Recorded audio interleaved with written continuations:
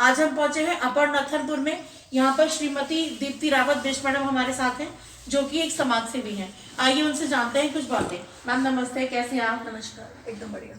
Ma'am आपसे जानना चाहते हैं, आप एक समाज सेवी हैं और आप हमेशा महिलाओं के उत्थान के लिए कार्य करती रहती हैं जी। तो मैम आपसे जानना चाहते हैं, अभी आपने हाल ही में एक कार्यक्रम कराया था महिला दिवस पर, आप उस बारे में कुछ बताना चाहेंगे? महिला दिवस का कार्यक्रम हम लोगों का बहुत अच्छा हुआ और ये पिछले 6-7 सालों से हम लगातार इस क्षेत्र में कर रहे हैं और इस बार बहुत महिलाओं की उसमें शिरकत, बहुत भारी संख्या में महिलाओं ने शिरकत करी। उसका मैं दिल से अपनी पूरे क्षेत्र की जनता का आभार व्यक्त करती हूँ। मैम जैसे कि अब जल्द ही चुनाव की डेट भी डिक्लेयर हो जाएगी पार्षद की, तो आपका नाम सामने आ रहा है, लोग आपको पसंद करते हैं और जल्द ही आपको एज अ पार्षद देखना चाहते हैं। तो मैम आपसे जानना चाहते हैं कि आपने आगे की आपकी क्या तैयारी है, कुछ आप बताना चाहेंगे? पार्षद की अभी देखिए, उससे पहले तो लोकसभा का चुनाव है ना। पहले हम लोकसभा का चुनाव देखेंगे और उसके बाद कई सारे समीकरण पता चलेंगे और सीटें पता चलेंगी, है ना। और वैसे जहाँ तक मेरा सवाल है, मैं जनता की सेवा के लिए हर पल तैयार हूँ, पार्षद के रूप में हूँ चाहे गैर पार्षद के रूप में। और मैं तो अभी कोई मेरे पास पद भी नहीं है, लेकिन मैं फिर भी जनता की सेवा कर रही हूँ। मैम आपका मतलब लोग आपको बहुत पसंद करते हैं, क्षेत्र में आपकी काफी वो है। मैम आपसे जानना चाहते हैं, आपसे जैसे आप हमेशा मतलब महिलाओं के उत्थान के लिए कार्य करती हैं, आपकी एक संस्था समिति जो है वो भी इस उसमें लगी हुई है, तो मैम आप उस बारे में कुछ बताना चाहेंगे अपनी संस्था के बारे में? या नवचेतना समिति के नाम से हमारी समिति है और इसमें 17 हम लोग कमेटी मेंबर्स हैं जो बढ़ चढ़कर समाज में कार्य करने के लिए हमेशा तैयार रहती हैं। जी। कोरोना काल में भी हमारी समिति ने हमारा जो क्षेत्र है ये वाला, इससे ये नदी वाला जो इलाका है उससे जुड़े हुए कई ऐसे परिवार हैं, नदियों के किनारों में रहते हैं जो जिनको बहुत ज़्यादा कोरोना में सहायता की आवश्यकता थी। तो हम लोगों से जितना हो सका, और उसके लिए पूरे गांव ने सपोर्ट किया, सहयोग किया, चाहे सामान से लेकर के हो, और हम लोग आगे बढ़ाने वाले बने।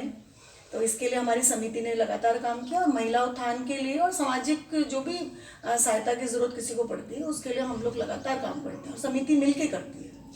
मैम जैसे कि हमारे बहुत से देहरादून में देखा गया है, हमारे बहुत से युवा बच्चे जो बेरोजगारी कह लीजिए या कोई अन्य कारण नशे की तरफ चले गए हैं और दिन ब दिन देहरादून में इसका प्रकोप बढ़ता ही जा रहा है। और आपकी संस्था या आप तो हमेशा नशे के उसमें ही कैंपेनिंग वगैरह करती रहती हैं, तो मैम आप इस बारे में उन बच्चों को या उनके माता पिता को कुछ कहना चाहेंगे? देखिए, नशे के लिए माता पिता को तो मुझे ज़्यादा नहीं कहना है, क्योंकि कोई माता पिता नहीं चाहते कि उनके बच्चे जो हैं वो नशे की गिरफ्त में आए।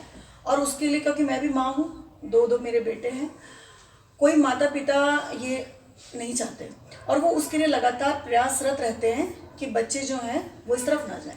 लेकिन एक जो मूल जिम्मेदारी है कि ये क्यों बढ़ रहा है, इसकी तरफ अगर हम जाएंगे तो उसका कारण मुझे ये लगता है कि जो नशे के व्यापारी हैं उनकी कहीं ना कहीं साठगांठ जो है वो बनी हुई है। और उस साठगांठ को खत्म करने के लिए प्रशासन को ही ठोस कदम उठाने होंगे। सही बात जी, प्रशासन को ही इसमें ठोस कदम उठाने होंगे। अभी जैसे कि थोड़े दिनों पहले आपने देखा भी होगा कि एक बीटेक का स्टूडेंट का काफी वीडियो वायरल हो रहा है, वो सभी लोगों ने देखा और उसने बिल्कुल खुल के बताया कि जहाँ पर गांजा मिलता है ठीक उसके सामने चौकी है ना। तो इतना ही काफी है समझने के लिए कि किसको ज्यादा काम करना है। माता पिता तो जान ही सकते हैं, सही बात है, वहाँ पे तो जो है जिस काम के लिए उन्हीं को करना होगा। सही बात है। मैम जैसे ये चीज देखी जाती है कि जैसे अगर बच्चा मतलब नशे में पड़ गया है और जो मतलब रिश्तेदार है या पड़ोसी हैं तो मतलब वो माँ बाप को थोड़ा सा वो करते हैं कि तुम्हारा बच्चा नशा करने लगा है, तो उसकी वजह से माँ बाप भी देखा गया है कि डिप्रेशन में आ जाते हैं। तो मैम आप उससे कुछ कहना चाहेंगी? देखिए, माँ बाप बहुत ही विकट स्थिति समाज अगर बना दे और अगर डिप्रेशन में माता पिता चले जाएं तो फिर तो समाज ही जिम्मेदार है। सही बात है ना। और समाज तो ये संदेश तो समाज के लिए है कि जब भी किसी परिवार में ऐसी विपदा है, वो हम मेरी नजरों में वो किसी विपदा से कम नहीं है। सही बात है। तो ऐसी विपदा जब आए तो समाज को सहयोग करना चाहिए। और इसका बहुत बड़ा जो कारण मुझे लगता है वो लगता है दूरियां जो और ये मैं भी एक और बात महसूस करती हूँ कि जब से कोरोना आया है, जी कोरोना की वजह से दूरियां और बढ़ी हैं, सही बात है है, ना। सही कह रहे हैं। कोरोना की वजह से दूरियां और बढ़ी हैं, तो हमें दूरियां कम करनी है, बातें करनी है, सही बात घरों में बैठने का कल्चर खत्म हो गया है, सही बात है। थोड़ा सा मोबाइल से दूर रहना है, सोशल मीडिया से भी थोड़ा सा दूर रहना है। वैसे सोशल मीडिया इतनी बुरी चीज नहीं है, लेकिन वो बुरी तब हो जाती है जब हम वो हमें समाज से दूर करते हैं। सही बात है। तो जब तक समाज इंटरेक्ट रहेगा, आपस में रहेगा, तो मुझे लगता है ये सब दिक्कतें दूर होंगी। सही बात है। मैम आपसे एक बात और पूछना चाहूंगी, जैसे हमारे बच्चे युवा बच्चे 18 पूरा करके अब पहली बार वोट डालेंगे, तो आप उन बच्चों को कुछ कहना चाहेंगे कि उन्हें किस चीज को ध्यान में रखकर मतदान करना चाहिए या क्या इस तरह से?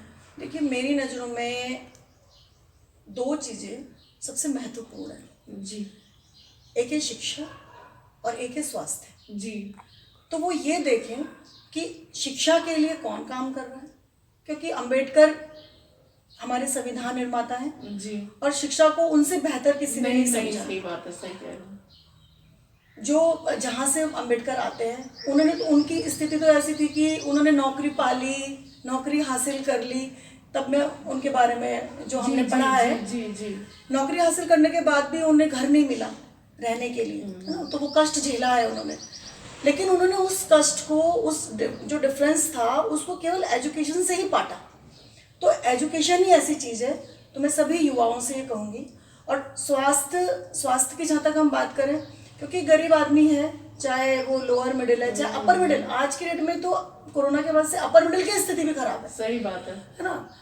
स्वास्थ्य, और जहाँ तक इसका सवाल है कि ये आयुष्मान कार्ड की भी अभी हमारे हाल ही में, अभी 10-15 दिन पहले की बात है, मैंने आयुष्मान कार्ड का बहुत बुरा हाल जो देखा इंद्रेश में।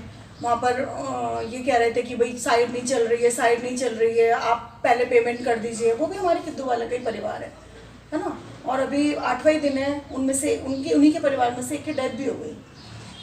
मैम जैसे हाल ही में अभी आपके बात में एक बात याद आई मुझे, जैसे अभी किद्दू वाला में ही एक हादसा हुआ था, जो मतलब सभी ने उस चीज को सुना था कि वो बच्चा जो था मतलब ऑन द स्पॉट खत्म हो गया था।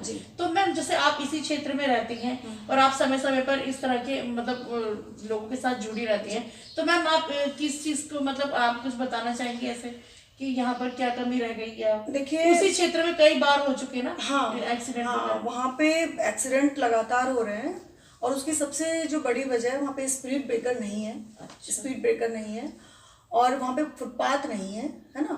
वहाँ पे क्या है कि जो फुटपाथ का जो एरिया है, जो कच्चा छूटा हुआ है, गाड़ियाँ ऑन रोड पे किनारे चलते चलते सीधा उस पे आ जाती है। तो 2 एक्सीडेंट तो इस वजह से हुए कि वो सीधा उससे पटरी से उतर गए। अगर वो फुटपाथ बना होता तो संभल जाती गाड़ी। एक ये है। और दूसरा एक्सीडेंट की तो सबसे बड़ी वजह ये कि आगे शराब की दुकान, पीछे शराब की दुकान, आपने तो लोगों के मुंह में शराब ला के रख दी, है ना। और उसको आपने मॉलों का नाम दे दिया, आपने उसको हाई फाई दुकानों सजा दी शराब। देखिए ना, उसी के ठीक बाद शराब की दुकान है चौक के बहाने पे, और यहाँ ठीक गढ़वाली कॉलोनी में भी खुल गई है। उससे ठीक आगे जाएंगे तो फिर वो तो ठेका ही ठहरा है ना, उसके लिए तो क्या कहें।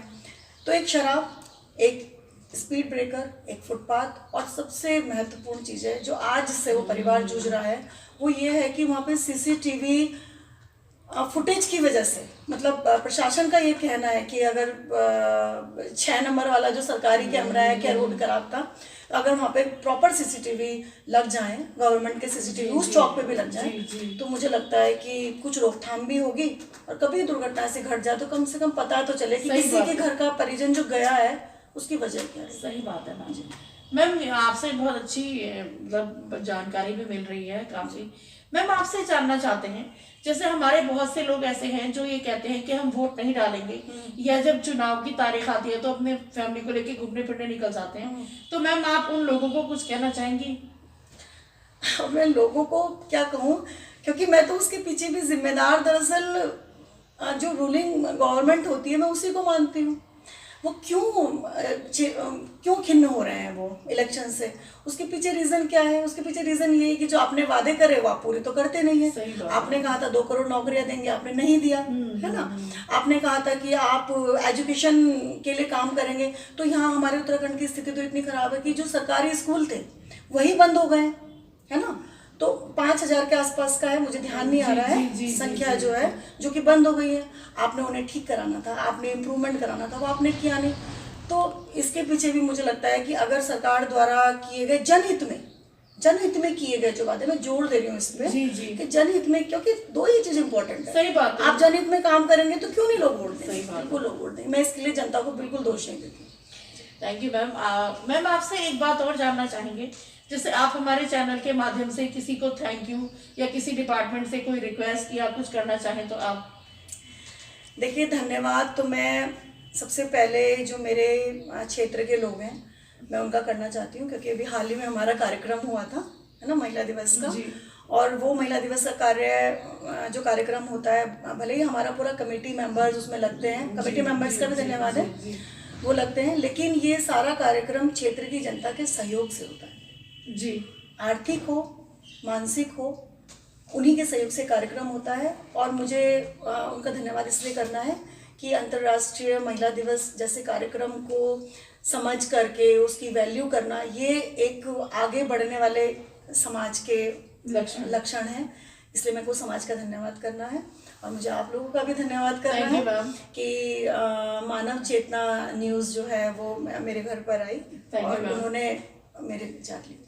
मैम आपसे एक बात और जानना चाहते हैं, जैसे कि अब हमारे बहुत सारे त्योहार आके चले भी गए हैं, होली अब आएगी, अब बहुत सारे त्योहार आएंगे, तो मैम आप हमारे व्यूअर्स को कुछ कहना चाहेंगी? उनके लिए तो यही है, हैप्पी होली। अच्छे से रंग खेलें, शराब ना पिए, हुड़दंग ना करें, दंगे ना हो, लड़ाई झगड़ा ना हो, है ना, और बस रंगों का त्यौहार है। ऐसे हमारा जो जीवन है, समाज है, सब उसको खुशी खुशी मनाए। ठीक है, थैंक यू मैम, आपने मानव चेतना टीम को अपना कीमती समय दिया, इसके लिए धन्यवाद। धन्यवाद आपको। दोस्तों, अभी आपने मैम के विचारों को सुना। मैम की सोच अच्छी है, ये युवाओं को, मातृशक्ति को और अपने क्षेत्र को आगे देखना चाहती हैं। इसीलिए मैं यहाँ क्षेत्र की जनता से अपील करूंगी कि मैम को अगर एज अ पार्षद मैम अगर खड़ी होती हैं तो मैम को भारी संख्या में भारी मतों के साथ विजयी बनाएं। इसी के साथ मुझे दीजिए इजाजत। मैं फवादिया निजामी अपने सहयोगी अजय कुमार जी के साथ मानव चेतना न्यूज देहरादून। देखते रहे मानव चेतना न्यूज, बने रहे हमारे साथ। फिर किसी नई शख्सियत के साथ होगी मुलाकात। तब तक बने रहे मानव चेतना के साथ। ज्यादा से ज्यादा लाइक और सब्सक्राइब करें। धन्यवाद।